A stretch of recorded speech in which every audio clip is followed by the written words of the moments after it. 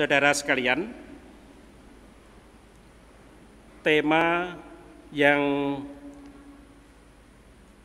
disampaikan oleh kitab Kejadian dan Injil Markus hari ini mengingatkan saya akan catatan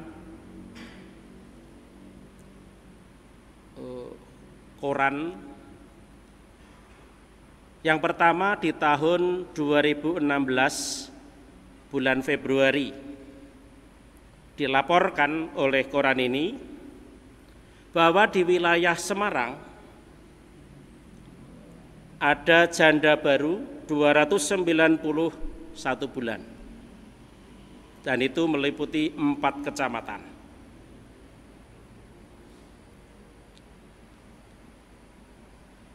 Selain laporan dengan judul yang provokatif ini, memang disampaikan beberapa sebab mengapa bisa terjadi perceraian.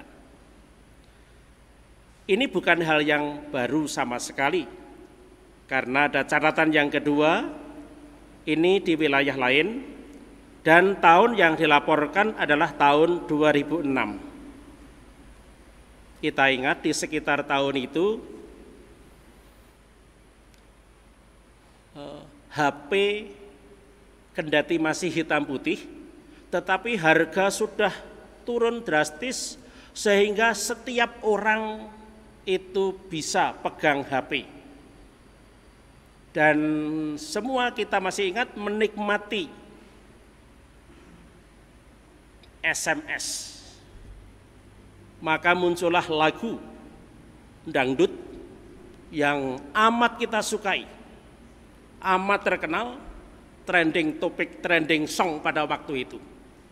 Lagunya, Bang SMS siapa ini bang, nah begitu. Itu dan seterusnya, itu pokoknya lagunya cempreng begitu.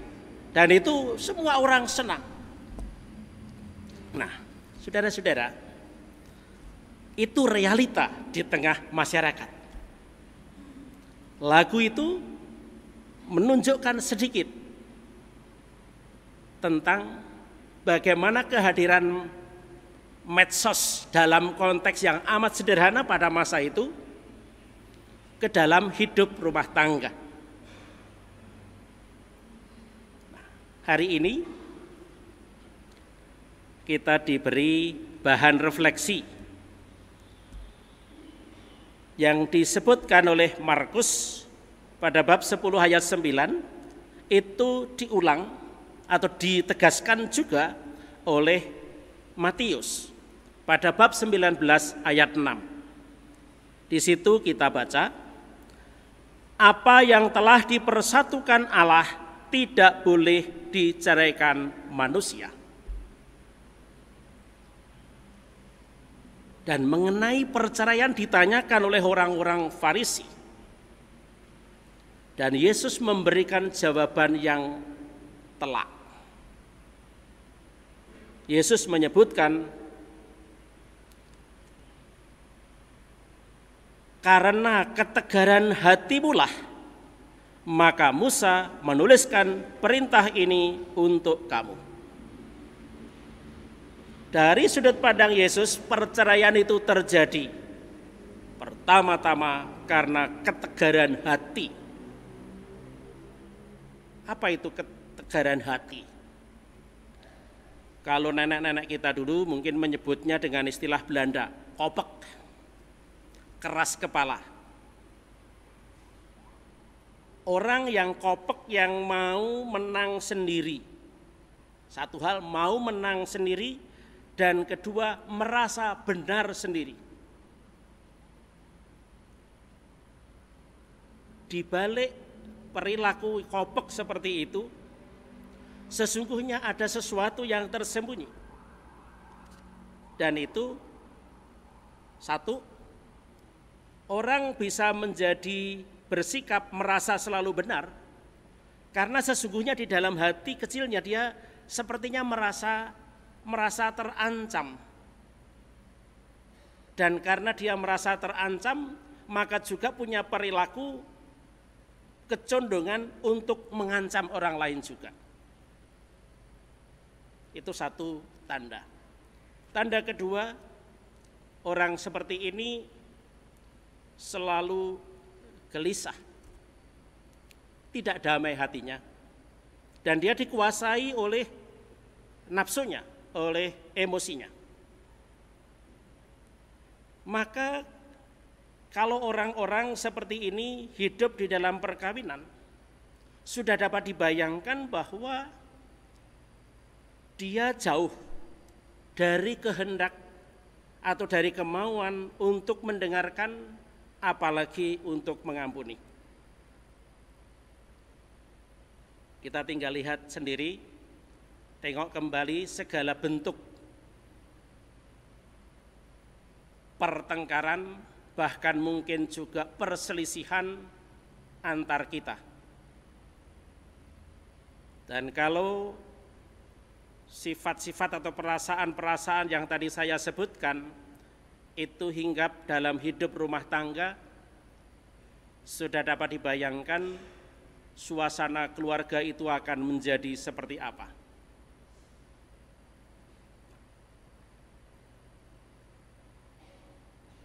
Orang mau menikah sendiri, tetapi juga mau cerai sendiri. Dulu katanya cinta setengah mati, aku tidak dapat tenang, tidak dapat tidur tanpa mendengarkan suaramu. Sekarang semuanya menjadi monster setiap detik, setiap saat. Tidak mau melihat, tidak mau mendengar, pokoknya bubar. Nah, orang yang seperti itu dikatakan oleh Yesus, itu karena kamu tegar hati, kopek. Sementara sisi lain, Yesus menegaskan bagaimana seharusnya hidup di dalam perkawinan. Dikatakan di situ, apa yang telah dipersatukan Allah. Itu artinya apa? Kita di dalam perkawinan sadar bahwa saya dapat bertemu dengan pasangan saya itu karena Allah intervensi di dalamnya. Karena Allah lah yang mempersatukan saya. Kalau dulu kita bersatu, salah satunya karena witing tresno jalaran margo saka kulino. Entah kulino ngopo itu. Tapi pokoknya pakulinan membuat saya bisa hidup bersama. Entah mungkin dari teman kecil atau bagaimana, enggak tahu. Tetapi kalau saat-saat seperti ini di mana dunia medsos begitu menguasai hidup kita, anak-anak muda sekarang itu bertemu. Salah satunya ya karena medsos itu. Tetapi silahkan membayangkan kalau orang sudah bertemu melalui medsos, kemudian menikah dan satu rumah dan komunikasi melalui medsos. Aneh. Tapi begitulah dunia modern. Orang tidur satu ranjang tetapi tidak bisa ngomong. Komunikasi lewat WA, aneh tak? Tanya aja anak-anak muda. Tetapi itu terjadi dan itulah persis poinnya. Bagaimana hal macam itu terjadi? Nah, Allah mempersatukan pria dan wanita. Dalam kitab Kejadian sudah jelas ditunjukkan bahwa suami dan istri itu setara, memiliki hak yang sama. Maka disebutkan bahwa wanita itu menjadi penolong bagi pria. Artinya apa? Pria dan wanita itu saling membutuhkan. Sehingga ada perasaan, istilahnya perasaan tak terpisahkan. Kalau orang sudah klik, sudah ketemu chemistry-nya, orang merasa dan kemudian mengungkapkan seperti yang diungkapkan oleh Adam. Inilah dia, tulang dari tulangku dan daging dari dagingku. Perasaan seperti ini itulah yang dikehendaki oleh Allah. Kalau kita tengok kembali, bagaimana kita bisa menjelaskan bahwa saya bisa jatuh cinta dengan orang yang ini dan bukan yang itu.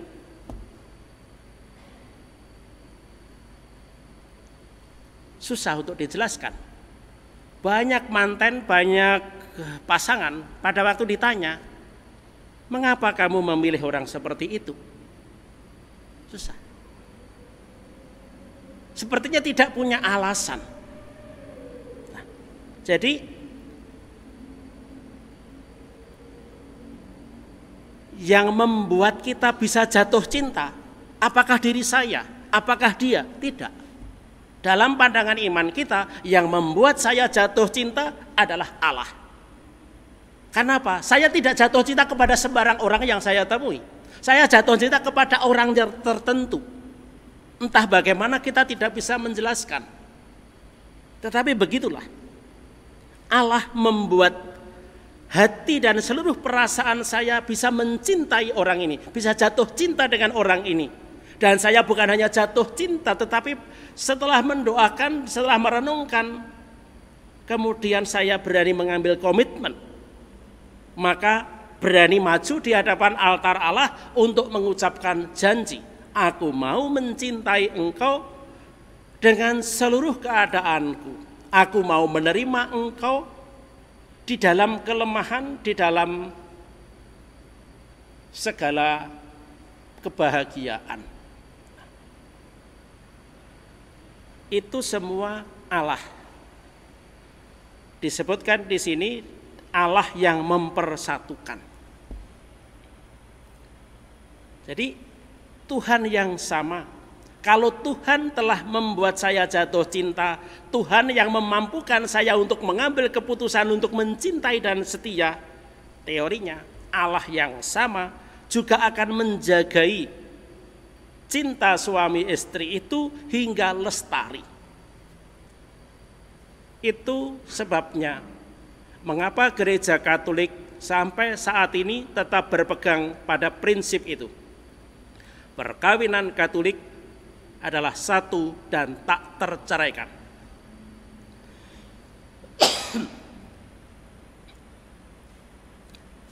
Di dalam kitab suci ditegaskan lagi, demi cinta yang sama, demi cinta kepada pasangan. Lalu kalau disebutkan di sini pria berani meninggalkan ayah dan ibunya. Hal yang sama memang tidak ditulis, tapi harusnya juga sama. Wanita demi pria yang dicintai berani meninggalkan orang tuanya. Dan memang harus berani. Itu tanda sebagai orang dewasa, tanda bahwa saya berani hidup bersama dengan orang yang saya sayangi. Dan demi cinta yang sama, baik pria maupun wanita berani mengambil resiko. Resikonya apa? Memulai sebuah petualangan yang baru, sebuah hidup yang baru dengan orang yang dicintai, seorang yang dikenal. Itulah sebabnya mengapa Santo Paulus di dalam refleksi, dan itu ditulis dalam surat 1 Korintus bab 7. Nanti sampai di rumah silahkan buka, karena itu refleksi Paulus mengenai perkawinan. Begitu jelas, begitu cetha welo-welo. Saya hanya mengambil satu ayat saja. Pada ayat 15, di situ disebutkan oleh Paulus, Allah memanggil kamu untuk hidup dalam damai sejahtera. Allah memanggil saya untuk hidup dalam perkawinan dengan orang yang saya sayangi di dalam damai sejahtera. Itu bahasa yang dipakai Paulus. Artinya apa? Untuk apa kita dipersatukan oleh Allah? Susah payah dipersatukan, jauh-jauh dipersatukan. Kalau setelah hidup dalam perkawinan saja malah berantem dan malah mau bubar jalan atau malah teman-teman. Itu pasti bukan kehendak Allah. Allah menghendaki kita hidup bahagia. Allah menghendaki kita gembira dalam hidup perkawinan. Sehingga beban hidup itu dapat saya tanggung, dapat saya hadapi dengan gembira. Perkawinan tidak meniadakan beban hidup, tidak. Beban hidup tetap ada, tetapi pada waktu saya hadapi dengan pasangan orang yang saya sayangi, dengan ada teman, beban yang sama itu saya hadapi dengan nikmat, dengan indah. Beban tidak lagi menjadi beban, tetapi menjadi sebuah tantangan, menjadi sebuah upaya bagi kita untuk kreatif, untuk menemukan jalan-jalan yang mungkin tak terpikirkan oleh orang lain. Dinamika hidup keluarga kita masing-masing itu unik, dan masing-masing dari kita akan menemukan tantangan-tantangan baru bagaimana dapat bahagia di dalam segala situasi, baik itu suka maupun sedang bahagia.